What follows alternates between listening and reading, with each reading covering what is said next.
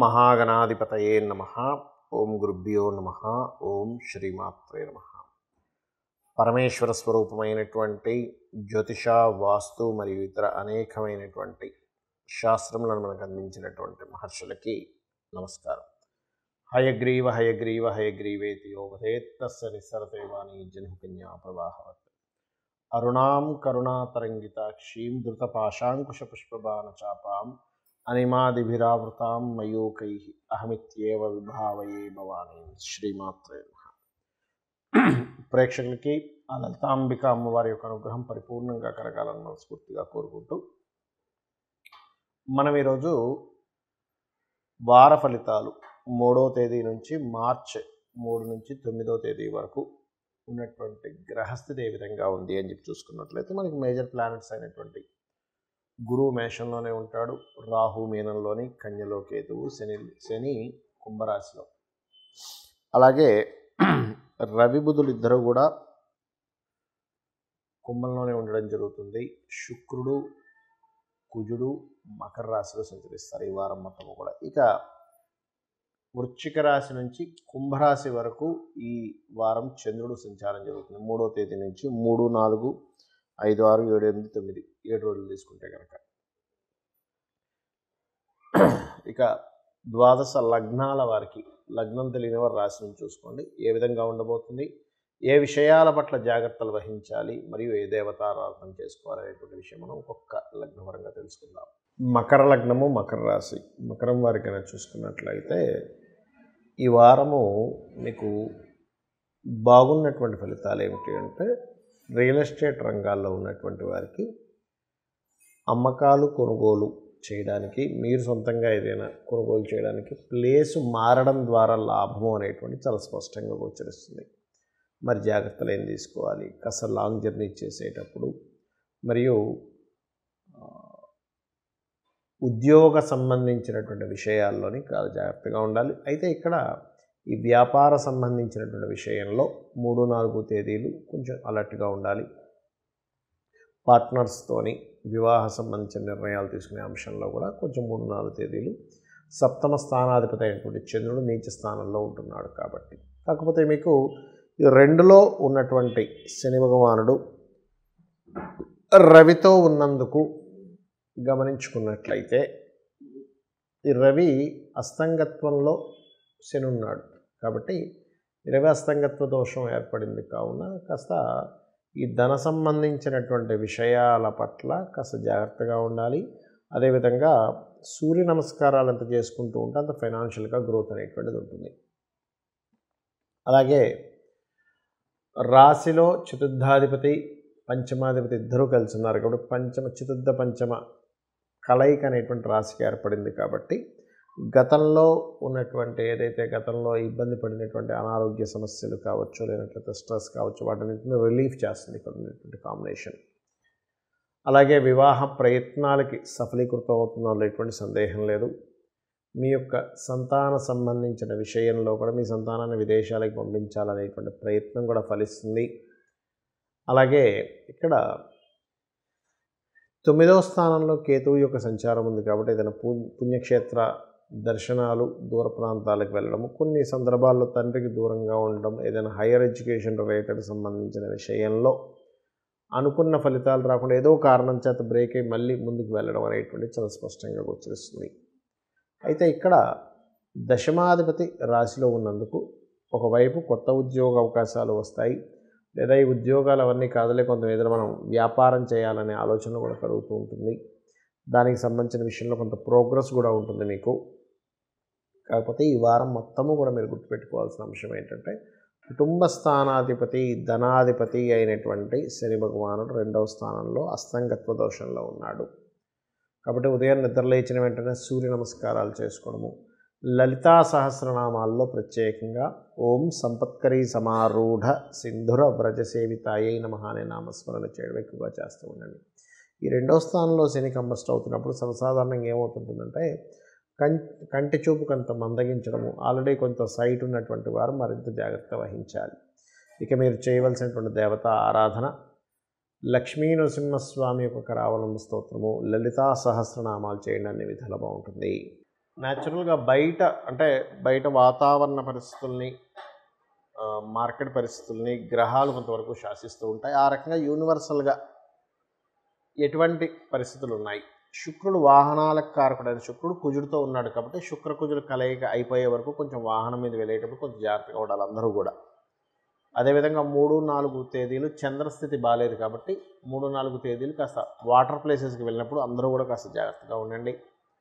అలాగే ఇక్కడ శని భగవానుడు కంబస్ట్ అయ్యాడు కాబట్టి నూనె, ఐరను, కన్సల్టెన్సీ సెంటర్స్ పెట్టేటువంటి వారు, అటువంటి వ్యాపారాలు చేసేటువంటి వారు కాస్త జాగ్రత్తగా ఉండండి. అయితే ఇక్కడ మనం ఇప్పుడు గోచార ఫలితాలు ఏవైతే చెప్పుకున్నామో వీటన్నిటికంటే కూడా అతి ముఖ్యంగా మీరు చూసుకోవాల్సింది మీ జన్మజాతక ఫలితాలు. అవి మీరు జన్మించినప్పుడు ఉన్నటువంటి సమయాన్ని, ప్రదేశాన్ని, తారీఖు అంటే ఏ డేట్లో పుట్టారు, ఏ మంత్, ఏ ఇయర్లో పుట్టారో దాన్ని బట్టి ఆ సమయంలో మీరు పుట్టినటువంటి సమయంలో ఉండేటువంటి గ్రహాలు ఎక్కడెక్కడ ఉన్నాయి ఆ రోజు, ఆ సమయంలో ఉన్నటువంటి లగ్నం ఎక్కడ పడింది, ఆ లగ్నం ఈజ్ ఈక్వల్ టు ఆ యొక్క జాతకుడు. ఆ లగ్నాన్ని ఆధారం తీసుకొని చూడండి, మనం అసలు మనిషిని చూడకుండానే లగ్నం తీసుకొని చెప్పొచ్చు ఆ మనిషి ఎలాంటి వ్యక్తి అని ఖచ్చితంగా చెప్పొచ్చు, పర్ఫెక్ట్గా టైము డేటు అన్నీ ఉంటాయి కనుక. అదేవిధంగా ఎందుకు ఆ లగ్నం ఆ వ్యక్తికి అంత ప్రభావం చూపిస్తూ ఉంటుంది. అలాగే ధనాధిపతిని బట్టి ఈ జాతకుడికి ధనయోగం ఎంత బలంగా ఉంది, ధనం ఎంతవరకు సంపాదిస్తాడు, ఒకవేళ సంపాదించలేకపోతున్నా అంటే ఏ గ్రహ ప్రభావం వల్ల ఈ అబ్బాయికి ఆగిపోతుంది, లేదా అబ్బాయి కావచ్చు అమ్మాయి కావచ్చు, ఎందుకు ఆగిపోతుంది, ఏం చేసుకుంటే బాగుంటుంది అనేటువంటిది మీ ధనస్థానాన్ని బట్టి ఉంటుంది. అలాగే కొంతమందికి అన్నదమ్ములతో మంచి సహకారం ఉంటుంది, మీరు చేసే ప్రతి పని సక్సెస్ఫుల్గా, ప్రతి ప్రయత్నం సక్సెస్ అవుతుంది. కొంతమందికి ఏ ప్రయత్నం చేసినా సక్సెస్ అవుతుంది. బికాజ్ ఆఫ్ ఆ గ్రహాల్లో ముఖ్యంగా ప్రయత్నాన్ని ఇచ్చేటువంటి గ్రహం బాగోదు. అలాంటప్పుడు ఆ ప్రయత్న భావం ఏ గ్రహాలకి ఆరాధన చేసుకుంటే బాగుంటుంది.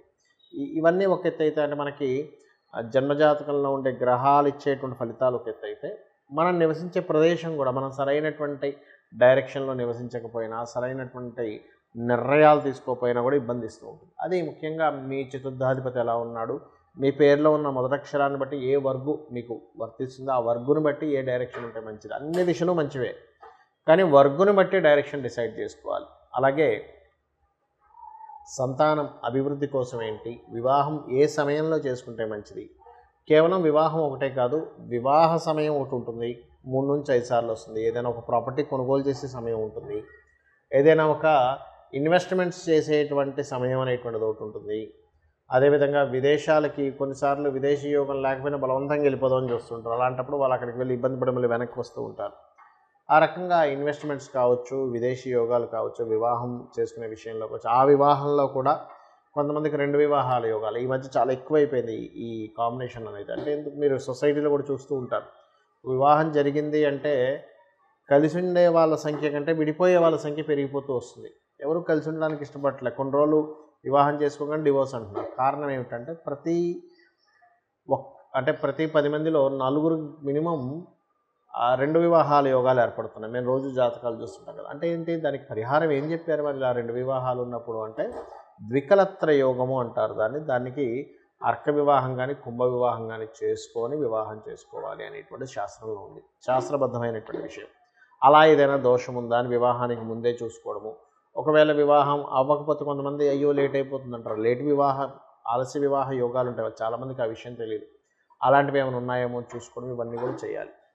ఇక ముఖ్యంగా ఈ జన్మజాతకంలో అన్నీ ఉన్నప్పుడు ఎందుకు మనము ఈ గోచార ఫలితాలు వారం అని నెలని ఎందుకు చెప్పుకుంటున్నాము అనే విషయం మీకు క్లారిటీ తెలియాలి. ఇదేమిటి అంటే, మనం ఒక విషయం నిర్ధారణ అంటే ఒక నిర్ణయం తీసుకుంటాం, నిర్ణయం తీసుకొని ఈ రకంగా మనం వెళ్దాము అని ఒక ప్లానింగ్ అనుకుంటాం. కానీ మనం అనుకున్నట్టుగా ఆ సమయానికి అవ్వదు. ఎందుకు, ఒక ప్రదేశానికి వెళ్దాం అనుకుందాం, ఆ ప్రదేశానికి వెళ్ళడానికి ఒక అరగంట సమయం అనుకుంటే ఉదయం ఎర్లీ మార్నింగ్ 6:30, 7కి వెళ్తే ఆ టైంకి వెళ్ళగలుగుతావేమో. కానీ అదే జర్నీ 7 o'clock అప్పుడు ఎర్లీ మార్నింగ్ కాకుండా 9కో 10కో వెళ్తున్నాం అనుకోండి, అప్పుడు ట్రాఫిక్ పీక్ టైం, అరగంటలో వెళ్ళవలసింది గంటన్నర పట్టవచ్చు. అదేమిటండి, మనం అరగంట ప్రయాణం కదా, నేను వెళ్ళాలనుకుంది వెళ్ళిపోతాను కదా అంటే కాదు. నీ ప్రయత్నం ఒక ఎత్తు అయితే బయట ఉండేటువంటి సిచ్యువేషన్స్ కూడా నిన్ను రూల్ చేస్తుంటాయి. ట్రాఫిక్ ఈ టైంలో పీక్ టైం, ఈ టైంలో నువ్వు ఈ టైంలో అయితే వెళ్ళగలవు, ఈ టైంలో అయితే ఇంకొక గంట ముందు బయలుదేరాలనేటువంటి ఒక క్యాలిక్యులేషన్ ఎలా ఉంటుందో, అలాగే ఏదైనా ఒక వ్యాపారం ప్రారంభించినప్పుడు ఇప్పుడు ప్రజలకి ఇది అవసరం, జనాలకి ఇది అవసరం కాబట్టి ఇది కొంటారనేటువంటి దాంతో ప్రోడక్ట్ని ఎలా రిలీజ్ చేస్తాము, దీనికి ఇప్పుడు ఇంత డిమాండ్ ఉండదు కాబట్టి దీన్ని మనం కొనుగోలు అంటే అమ్మడం అనేటువంటిది కరెక్ట్ కాదనేటువంటిది మనం ఎట్లా అయితే డిసైడ్ చేస్తామో సేమ్ యాజ్ ఇట్ ఈజ్ గుర్తుపెట్టుకోండి. అదేవిధంగా వీరికి ఏ పేరు అంటే మీరు తీసుకునే గృహం కావచ్చు, లేకపోతే మీరు అన్నీ పర్సనల్గా ఇదైతే ఇప్పుడుండేటువంటి గ్రహస్థితి, మీరు గృహయోగం ఉంది కానీ ఇప్పుడున్న గ్రహస్థితి గృహం కొనుక్కోవడానికి అనుకూలంగా ఉందా లేదా, ఇప్పుడున్న గ్రహస్థితి ఉద్యోగం మారడానికి అనుకూలంగా ఉందా లేదా, అంటే బయట ఉన్న వాతావరణం, ఇప్పుడు బయట ఉన్న వాతావరణము ట్రాఫిక్ని బట్టే కదా మనం వెళ్ళేటువంటిది ఎంత ప్లాన్ చేసుకుంటున్నాము. అట్లాగే ఇప్పుడుండే గోచార గ్రహాలు బయటుండే ఇప్పుడు గోచారంలో ఉండే గ్రహాలు ఎంతవరకు మీకు సపోర్ట్ చేస్తున్నాయని చెప్పేది ఈ వార ఫలితాలు, మాస ఫలితాలు, ఇవన్నీ సంవత్సరం రోజు మనం చెప్పుకునేటువంటిది కూడా. దాన్ని చూసుకొని మీరు నష్టపోకుండా ఉండడానికి మనం చెప్పుకుంటున్నాం. కాబట్టి ఇవి తెలుసుకొని ఆ యొక్క అమ్మవారి అనుగ్రహం మీరు పరిపూర్ణంగా పొందాలని మనస్ఫూర్తిగా కోరుకుంటూ శ్రీమాత్రే నమః.